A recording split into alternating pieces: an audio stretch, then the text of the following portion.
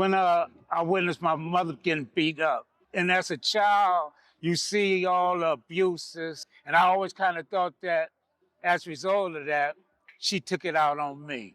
Keep on pushing. It's just like they got my body. They've done had my body for 50 years, but they never had my spirit. My name is Gerald Burnett. They also call me Fuma, which means lasting friend in Ghana. Where are you from? Los Angeles. I came to prison in 1974 from with murder, and I've been here ever since. Now, is there a specific moment that you can recall where you no longer felt like a child? I would say when I witnessed my mother getting beat up.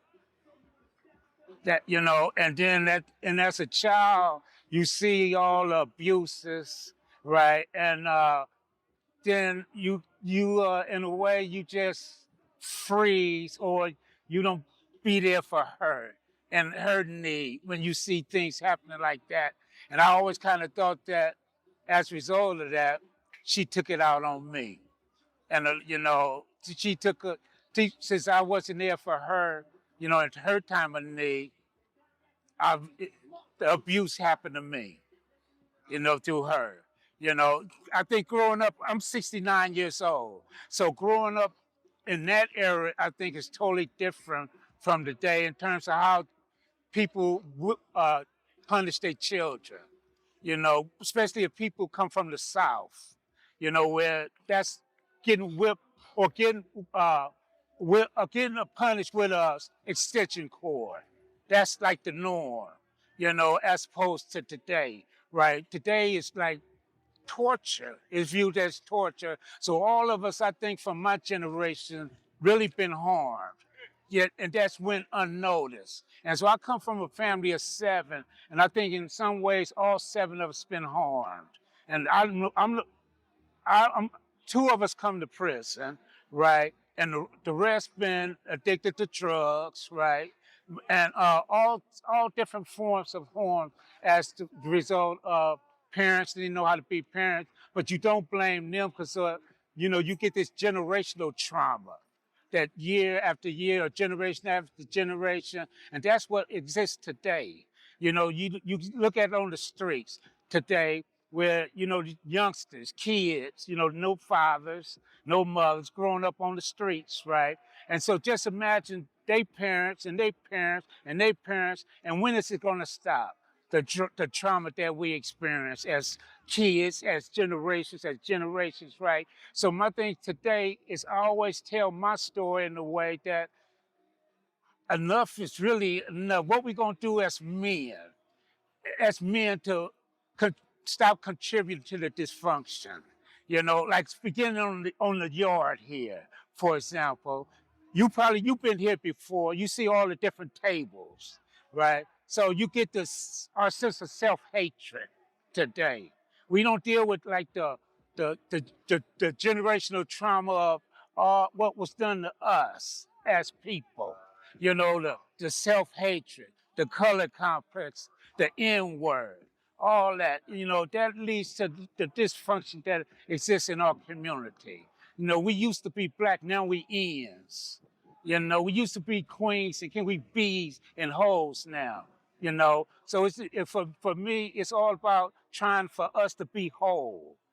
That's our struggle, to try for us to reclaim who we are. And if we're not, we're going to continue to see the dysfunction in the family, the boys who call themselves men, but they're not really men, because you look at men today, boys today make babies, but they're not men. We still you look around today, you get this males. I always call them males, right? Male acting like men, but they're not men because they don't take the responsibility of taking care of their children, or to give a service to their community, And I think we in a place where things rule us, material things. We all worried about Gucci's and Lucci's and Ferracci's and all that. as opposed to computers and books and stuff like that, right? That's going to try to make us whole. Or we all got redemption stories to tell. And then to telling them stories like y'all do is we try to become whole again. How we become better men. How we better become better commu- men that contribute to our community. And even in here, how y'all come and give the game here. You know, how y'all contribute by giving service to us. And as men, y'all show us what it is to be men, not boys no more. How men supposed to act. How men supposed to act in terms of they self in relation to their women, their brothers and sisters, you know, their uncles and aunts, and their community. That's how I think. Absolutely. That was beautiful. Uh, Question for you. How do you give back? How are you of service in here? so in service, for example, the brother Canada, I always pay tribute to him because he had this vision of the barber shop, you know, but just people just kicking about any and everything, right? And solutions. So yesterday we had a barber shop, and young and old, you know, just talking about wisdom, their various insights, you know, the young and old, which kind of like fuel for my old spirit that you got people younger than me that's all the brothers who came before me, they've just followed in our step. And so yesterday, listen to that fuel energizes me to keep on pushing. It's just like they got my body. They've done have my body for 50 years, but they never had my spirit. They gonna never have my spirit. I'm a young 69, you know, and I think as a young 69, I'm able to talk to the young cats around here, you know, and I still use the language as if I'm back in old school time, you know. I wonder if they're gonna play some old school music out here, right? Huh?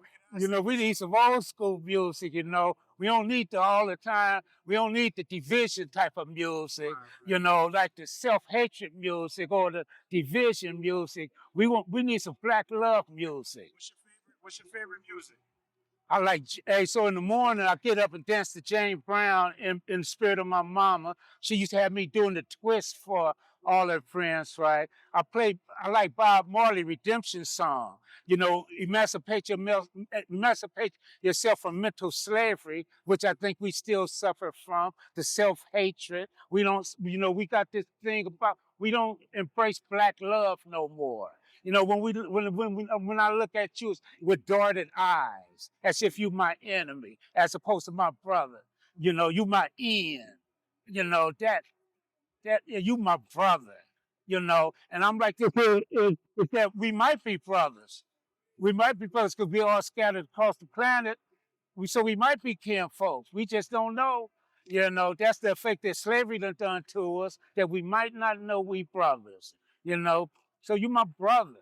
Now, when was it that you kind of took on this mindset? And so I've been in the shoe for 38 years. So growing up and then 25 years in the Pelican Bay, which I thought I was going to die, right? So I always kind of been groomed by older brothers like this other brother here, right? But older brothers, right? They've been my mentors or my teachers and make sure I walk like they walk. You know, so with me, my spirit is them, you know, till I take my last breath. Because many of them didn't make it out of here. So within me, I got a lot of spirits in me, you know. And every week I say their names. It's like they live in memories, you know. So in saying their names, they still amongst the yard, and they still in me. You know, so when I was telling this woman the other day, if I come home, the first thing is do on the side of the road, pour a libation for all the brothers I leave behind here and those who live who are no longer who's in the spiritual realms. You know, so with me, it's all about here. I wake up in the morning and I try to give positive energy. You know, just give my best and whatever I be going on in my mind, leave it in the cell. So so here, uh, I'm like I go to work at 4 o'clock in the morning, right? And so I always like people to see my light. you know, who this brother is, not by my past or not how many years I've been in prison, not how many times I've been in the hole, not the things I did in the hole and all that. No, I want them to see my best, my compassion, my care, my sense of brotherhood, no matter who you met, who you are. They could, you know, brothers who just, hey, we're gonna stand together. When you cry, I'll cry with you. When you laugh or smile, if you got a death in the family, I'm gonna be there with you. You know, whatever you go through, you can always talk to him from your lasting friend. That's how I see it. That's so here. So I'm always trying to be a model for other people, you know, especially these young cats. Pull your pants up, you know, pull your pants up, you know. And so I always kind of use humor. I'm an older brother, so I always try to humor to teach people. So pull them pants up. You know, you need a belt, you know. All right, OJ. All right, man. You going to school? Go to school. Go talk to these old cats. Go to the law library. Quit hanging out with the homeboys. You know, go talk to the Muslim brothers. Go to church. You know, go do something positive instead of engaging all the negative backbiting that goes on here. Do something positive, you know. Don't come to prison. Don't go home like you came in. Dumb, ignorant, lost. You know, take advantage of all the light that's around here. Like yesterday, there was a lot of light in that room. Brothers full of wisdom that's willing to talk to the young guys, you know. And young and old, they was up there. So with me, my legacy is within these youngsters. Somebody told me the other day I should write a book, right? But I say, no, it's the people I interact with. They're gonna remember me. I plant a seed. I say I'm a gardener. And so my thing is plant the seeds in the landscapes of people's minds. So I might not be around for it to blossom, but other people gonna come around and pour the water and nurture them when I might not be here no more. So that's going to be my legacy, you know, that this brother walked right. And it took me to come to prison to start walking right. Like, I think everybody here got redemption stories to tell, you know. So in them redemption stories, it's a sense of salvation, hope, you know, like change. It's like when we talk about Malcolm X, right? His story is about redemption. You know, he left prison totally different from the way he came in. And that's what these stories around here. So people, the police or the police staff walk around here all the time, right? And maybe they sometimes see us through the eyesight of the administration. But but you come in here, you get to see our humanity. You know, our humanity that might be different from those out there. Because you know, out there they just in the to to the to the moment of constantly chaos. You know, organized chaos. It's just like them relaxing stuff going on. The circus. You know, the circus has come to town where people don't ask questions or substantive questions. You know that make people think, think beyond the box. You know, you guys to be able to think beyond the box. So if you just think in a square box, they know how you think. But if you really think and really ask substantive questions, you know you're gonna call them on their BS. You'll be able to call them on their BS. So if you know, it's just like we got to have the courage to speak. Like yesterday, we was talking about the discovering your voice and having that courage to speak and then stand behind your word. You know, there's a lot of brothers here who I grew up, they still got their word. You know, no matter what they've been through, whatever adversity or challenge they've been through, they still got their word. And their word is not criminal, you know, not based upon loyalty gains, but loyalty to a principle, to a higher ideal. You know that there's something better than this. It's a better humanity that needs to be reborn. And I think a lot of brothers in here know that this is not our best. In the United States, it's not our best. It's really not. When you look at all the homelessness, the drug addiction, that can't be our best. You know, so it's all about planting seeds for a new humanity, a new spirituality. You know, not based on material things, but based on we brothers, a humanity, a care, a compassion. That's what I believe in. That we, you know, we need a new birth. It reminds me of Frankie Beverly and Maze song. May he rest in We Are One. May he rest in peace. I heard he just passed away. May he rest, another prophet gone.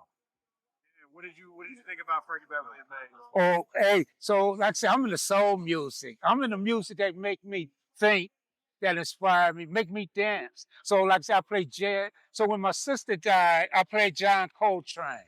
I love Supreme. That's my favorite jam by him, right? So it takes me to a different place, playing the jazz, the reggae. Then I play these old songs, right? That conscious feeling songs, progressive songs, right? Of the 60s, that gets me riled up, that gets my spirit alive. I need to be energized. And talking to some of these brothers around here, that's how I have made it 69 years under the most dangerous situations.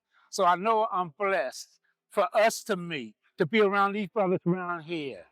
They my OG. I say they my OGs. They my brothers. Hey, they my brothers, and I stand on their shoulders. They say they stand on mine. It goes the other way around. It's all about reciprocity. It's just not, it's give and take. That's how I see things. Absolutely. So one more question. I mean, I ain't even really have to ask many questions.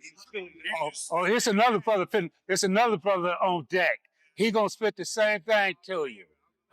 This brother was with me. He gonna spit the same thing. We share the same spirit of survival. Me and this brother. He gonna probably be next. So if you could sum up in just a few sentences your message and what you want to give to the people, if you could sum up one thing you want to give to the youth or anybody on the outside, what would it be? Hey, first of all, don't come to prison. And then gang life is really the grave of prison. The drug life, that's zombies. You're going to become a zombie, a living zombie, because that's what's going on in here and out there, right? But the thing is to discover your own voice and your humanity. I mean, really your humanity, and because we live in a culture just things, material things, so you don't think about the other brother or the sister or another person. You trying to just get over them. But what about if we come together and solve the problem together? What if we come together and solve it as opposed to seeing each other as enemies, or different? But we got so much in common, we just don't know.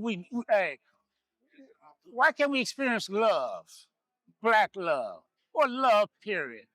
Our humanity, our compassion, our care, our trust for each other. That's a new birth. That's a new birth. That's my message. Learn how to love. It can't stop, won't stop. No matter what adversity you have, and you get knocked down many times, you can get back up. And I see your liberation colors, the red, black, and gray. It can't stop, won't stop. All right, appreciate that. Appreciate you. Yeah. Oh man, that was beautiful. I appreciate that.